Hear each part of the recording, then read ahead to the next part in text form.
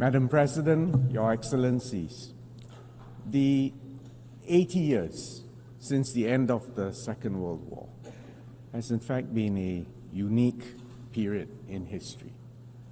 The first half of the 20th century was amongst the bloodiest periods known to mankind.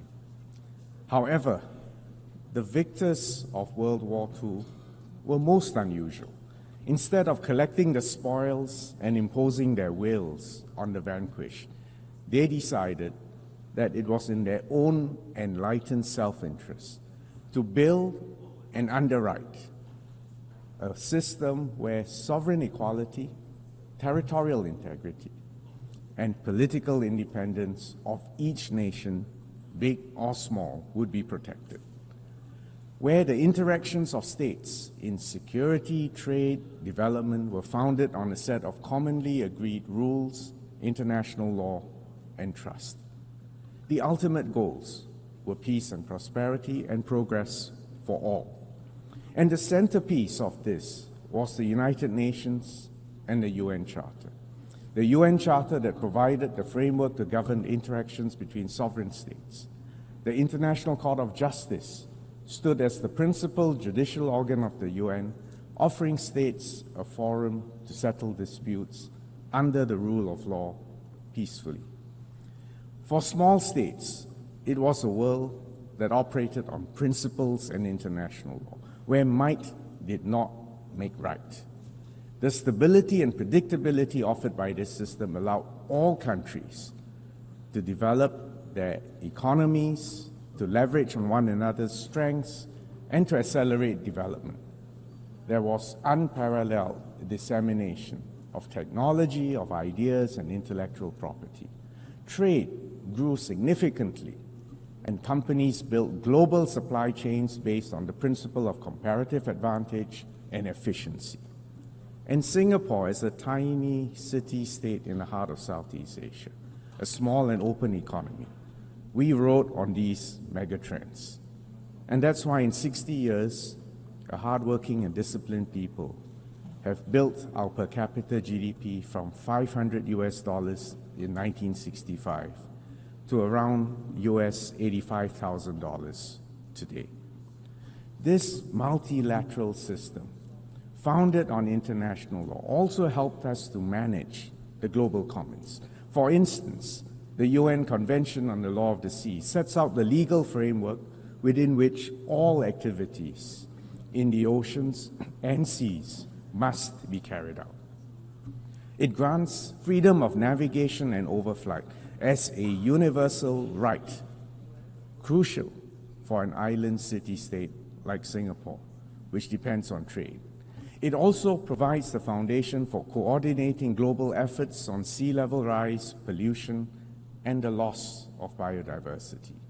Meanwhile, specialized UN agencies such as the International Civil Aviation Organization, the International Maritime Organization, set common rules and standards to enhance safety and efficiency of all these essential arteries. Of course, the system was not perfect. The rules were not always applied equally, and international law was not always respected. But nevertheless, there was a clear framework, and people and states knew what was right and what was wrong. The first few decades after 1945 were marked by decolonization and the expansion of the membership of the UN. The Cold War spawned several proxy wars around the world, including some in our region. But thankfully, as a world, we avoided another world war between superpowers, and mutually assured destruction deterred the use of nuclear weapons, although we all know there were a few close shaves. For small, newly independent states, and especially for those of us who are able to achieve national cohesion and effective governance, in fact, the last 80 years, on the whole, was a favorable period of peace, prosperity, and progress.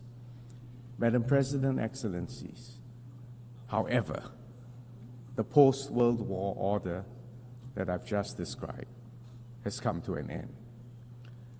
The current distribution of economic weight, of technological sophistication and military strength today is very different from the world of 1945. And it is obvious that the UN and the other international organizations have not evolved to keep up with the times. Add another factor.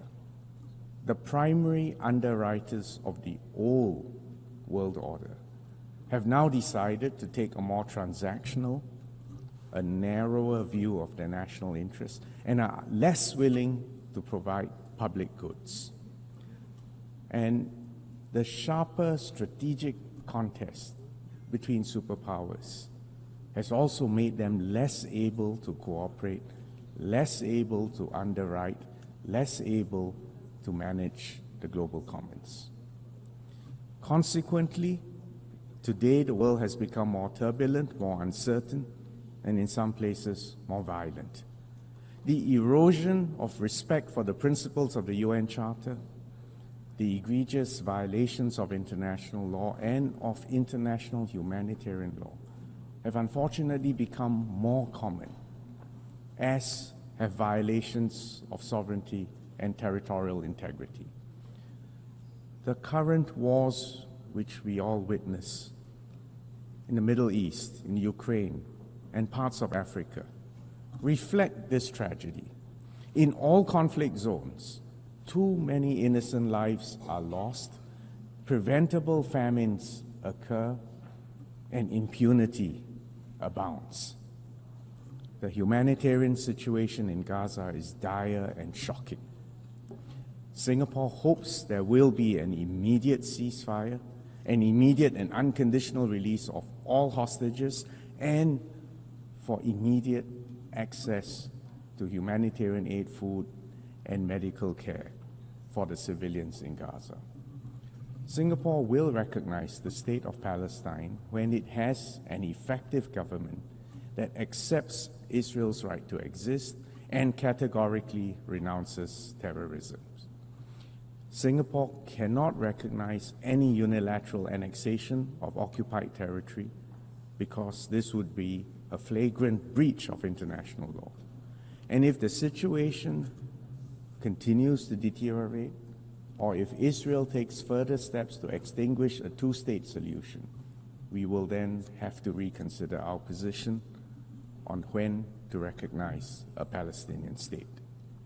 In the Ukraine, a permanent member of the Security Council has to comply with the UN Charter.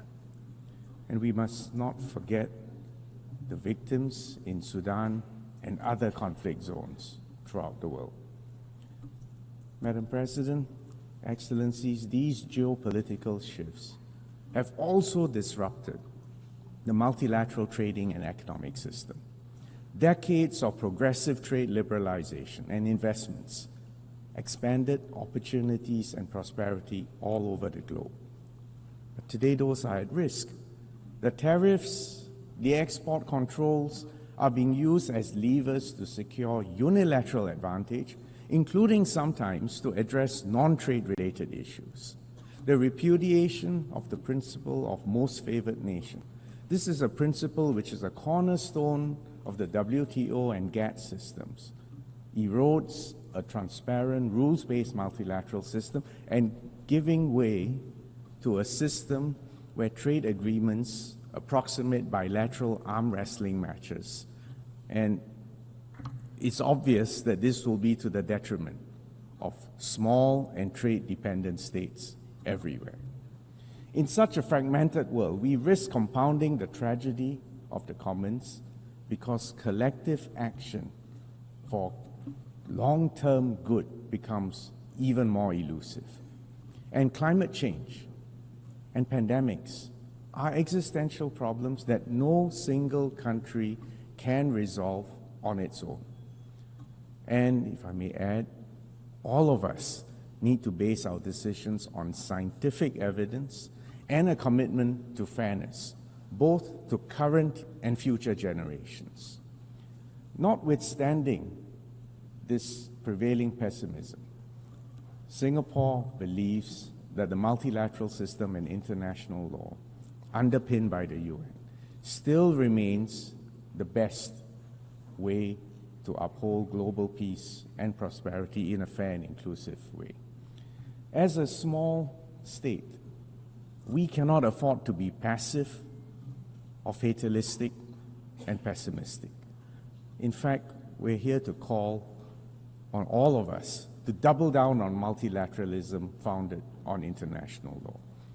Even small states and middle powers have agency, and we have strategic autonomy to collectively protect our long-term national interests and the global commons.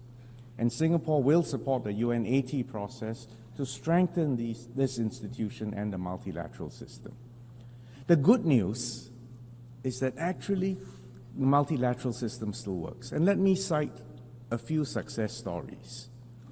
The BBNJ treaty agreement will enter into force on the 17th of January 2026. Earlier this week, we exceeded the 60 ratifications necessary to bring it into force. It is a legally binding treaty to conserve and to sustainably use marine biodiversity beyond national jurisdiction. And we congratulate Ambassador for International Law, Rina Lee from Singapore, who presided over these very difficult negotiations that led ultimately to a consensus, and I emphasize the word consensus adoption of the historic BBNJ agreement in June 2023. In July, to cite another example, we achieved consensus on the final report of the open-ended working group on cybersecurity, which strengthened the normative framework for responsible state behavior in cybersecurity. We also agreed to establish the global mechanism on cybersecurity as a permanent home for this work at the UN. Mr. Berhan Ghafor, our PR of Singapore to the UN, had the honor and the burden of chairing this open-ended working group over the past 5 years. To give you a third example, in 2024, 2 World Intellectual Property Organization treaties on IP and the genetic resources and the associated traditional knowledge and the Riyadh Design Law Treaty were concluded under the leadership of Mr. Darren Tang. These 3 examples demonstrate that even in these fractious times, it is possible to come together to manage our global commons and to achieve agreement and consensus. Now, this does not mean that we will always reach agreement on every issue, but it is vital that the UN remains an arena for continued dialogue and discussions so that compromises can be reached, solutions can be found for even the most hotly contested issues. The key to the multilateral system for small states is international law. And on this note, I'm proud to share that Singapore will nominate Ambassador Rina Lee as a candidate for the International Court of Justice, which is the principal judicial organ of the UN. Our nomination underscores Singapore's deep commitment to upholding international law and support for the ICJ. If elected, Ambassador Lee will be only the second person, and in fact the first woman from Southeast Asia to serve on this court. Madam President, Excellencies, just as the world has changed dramatically in the last 80 years, it is also clear that the UN needs to reform to be fit for purpose for the next stretch. We need a more representative and a more inclusive UN that reflects current realities. The UN Charter confers on the UN Security Council the primary responsibility for the maintenance of international peace and security. It clearly needs reform to better fulfill this mandate. The increasing, and if I may add, cynical use of vetoes by the P5 must be constrained, and the wider UN membership must reach agreement on how this veto is to be exercised in the future. We commend the role played by the elected members of the Council, which gives the wider membership of the UN greater agency in addressing the pressing issues of the day. We also believe it is important to strengthen the relationship between the Security Council and the General Assembly. We need a UN that delivers for real people on the ground. Clean water, education, pandemic preparedness, social mobility, jobs, education, and an international financial architecture that delivers stability and prospects of progress for all. These are the building blocks for sustainable development and human dignity. The commitments made at the Summit of the Future last year signal our collective resolve to implement the SDGs. The UN needs to be future-ready and to harness the potential of emerging technologies like AI as a force for good for all. Early and constructive and inclusive multilateral engagement is essential, and AI's transformative force can aid conflict prevention, peacekeeping, and humanitarian options, but you all know there are also downsides and dangers, and it requires guardrails so that it can be harnessed responsibly. Madam President, Excellencies, the first Foreign Minister of Singapore said it best 60 years ago in 1965. Quote, "Despite cynics who focus attention on its many shortcomings, Singapore has faith in the future of the United Nations simply because without it, there is no worthwhile future for humanity." Unquote. These words still ring true today. So together, let's ensure that this institution continues to serve as humanity's best hope for peace and prosperity for all of us. Thank you, Excellencies.